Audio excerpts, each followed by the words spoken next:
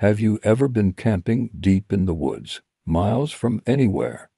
You're sitting by the fire, the flames crackle, and every snap of a twig in the darkness makes your heart jump. You tell yourself it's just an animal, but a primal part of your brain whispers, what if it's not? The wilderness is vast and ancient, and it holds secrets we were never meant to discover. Tonight, we're venturing into that darkness. These are four disturbing, true-to-life camping stories that will make you think twice before ever sleeping under the stars again. So, turn down the lights, get comfortable, and pray that the only thing outside your window is the wind. Our first story comes from a park ranger named Mark, who worked in a remote section of the Appalachian Mountains.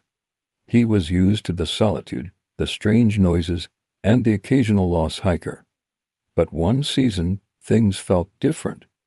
It started with small things. He'd find his tools moved or hear faint whispering on his radio, even when it was off. He dismissed it as fatigue. Then came the reports. Campers started talking about a tall, unnaturally thin figure seen lurking at the edge of their campsites, just beyond the firelight. It never came closer, it just watched. They said it had long limbs and moved with a jerky, unsettling gait. Mark decided to investigate. He went to the area where the sightings were most frequent. For 2 days, nothing. On the third night, a storm rolled in. Huddled in his small ranger cabin, he heard a scratching sound at the door. He froze. It wasn't an animal. It was rhythmic, deliberate. He grabbed his heavy flashlight and peered through the peephole. Standing on his porch, drenched in rain, was a figure so tall its head was out of view. Its long, pale fingers were scraping slowly down the wood of his door. Mark stumbled back, his heart pounding in his chest. He didn't make a sound. The scratching continued for what felt like an eternity before it finally stopped. He waited until dawn, gun in hand, before daring to open the door. There was nothing there, except for long, deep gouges in the wood. He requested a transfer the next day and never went back. To this day, hikers in that region still report sightings of a tall, watching figure in the trees. Next, we have a story from two college friends, Liam and Chloe, who went on a spontaneous camping trip in a desert national park. They wanted to see the stars without any light pollution. They found a perfect, isolated spot and set up their tent. The first night was magical. The sky was a brilliant tapestry of stars. But as they were getting ready to sleep, they heard a sound. It was a high-pitched, metallic ringing echoing across the silent desert. It sounded like a single bell, but there was no wind. It rang once, then silence. They were spooked, but eventually convinced themselves it was a strange echo from a distant highway. The second night, it happened again. This time, the ringing was closer. It sounded like it was just outside their tent. They zipped up the flap, their flashlights shaking in their hands. The ringing continued sporadically for about an hour, seeming to circle their campsite. They were terrified. They didn't sleep a wink. At first light, they packed up in a panic. As Liam was pulling up the tent stakes, he saw something glinting in the sand. It was a small, old-fashioned brass bell, attached to a rotting piece of leather. There were no footprints on it, except for their own. The sand was undisturbed. They didn't touch it. They threw their gear in the car and sped away. They later learned about an old legend from the area about a lost prospector who wandered the desert driven mad by thirst, the only sound for miles being the single bell he wore around his neck, to scare away snakes. Some say he's still out there, searching for water, and drawn to the campfires of the living. Our third tale comes from a family of father, a mother, and their 7-year-old daughter, Lily. They were seasoned campers, enjoying a week-long trip by a beautiful, secluded lake in Canada. Everything was perfect. Lily loved exploring the woods around their campsite. One afternoon, she came running back to the tent, excited. She said she'd made a new friend. Her parents, thinking it was an imaginary friend, played along.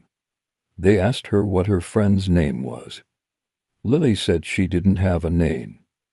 She just called her the girl in the trees. She described a girl about her age with very pale skin and a white dress, who would peek out from behind the trees and wave, but never spoke. The parents thought it was just a child's fantasy. But over the next few days, Lily spent more and more time playing near the edge of the woods. She'd have long, one-sided conversations. One evening, as the father was gathering firewood, he glanced over towards where Lily was playing. For just a split second, he saw it. A pale face with dark, hollow eyes, peering out from behind a large pine tree. It vanished as soon as he blinked. His blood ran cold. That night, they heard a child's soft humming coming from just outside their tent. It was a lullaby, but it was hauntingly off-key. They held Lily tight, trying to convince themselves it was the wind. The next morning, they found a small, perfectly woven wreath of twigs and dead flowers placed on the picnic table. They packed up immediately. As they were driving away on the long dirt road, the father looked in his rearview mirror. Standing at the edge of the woods, where their campsite had been, was a small figure in a dirty white dress, watching them leave. He slammed on the gas. Years later, he was researching the history of the area and found a brief mention of a pioneer family who had settled near that lake in the 1800s. Their young daughter had wandered into the woods and was never seen again. For our final story, we go to a group of 4 friends backpacking in the Pacific Northwest. They were deep in the backcountry, following a lesser-known trail. On their 3rd day, they found a small abandoned cabin. It was run down but structurally sound, and with rain on the horizon, they decided to take shelter there for the night instead of setting up their tents. The cabin was eerie. It had one room with a broken table, a rusty wood stove, and strange symbols carved into the walls. They were unsettling geometric patterns they didn't recognize. Despite their unease, they were glad to be out of the rain. As darkness fell, they built a fire in the stove and settled in. One of them, Sarah, started feeling unwell. She became paranoid, insisting that someone was watching them from the single, grimy window. The others tried to calm her down, but her anxiety was contagious. Soon, they all felt it, a heavy, oppressive feeling, like the air itself was thick with malice. Then they heard scratching. Not from the door, but from inside the walls. It moved around the small cabin, a frantic, desperate sound. They huddled together in the middle of the room, their flashlights pointed at the walls. The scratching grew louder and more frenzied. Suddenly, it stopped directly behind one of the carved symbols. A moment of silence passed. Then a low, guttural voice whispered from that exact spot in the wall. It spoke a single word, something that sounded ancient and guttural, a language none of them understood. The words seemed to hang in the air, filled with hate. They screamed. They didn't wait for another sound. They burst out of the cabin door, into the pouring rain, leaving all their gear behind. They ran blindly through the dark, treacherous woods for what felt like hours, not stopping till they stumbled back onto the main trail at dawn. They never went back for their belongings. They reported the cabin to the authorities, but when a ranger went to investigate the coordinates they provided, he found nothing. No cabin, no clearing, just dense, old-growth forest. It was as if it had never been there at all. The woods are not always a place of peace and tranquility. Sometimes they are a place of deep, ancient fear. The stories we've shared tonight are a chilling reminder that when you step into the wilderness, You are stepping into a world that doesn't belong to you.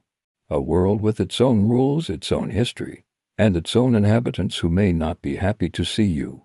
So the next time you hear an unfamiliar sound in the dead of night, remember these stories. Thank you for watching. If you enjoyed these chilling tales, be sure to like and subscribe for more journeys into the unknown. Stay safe out there.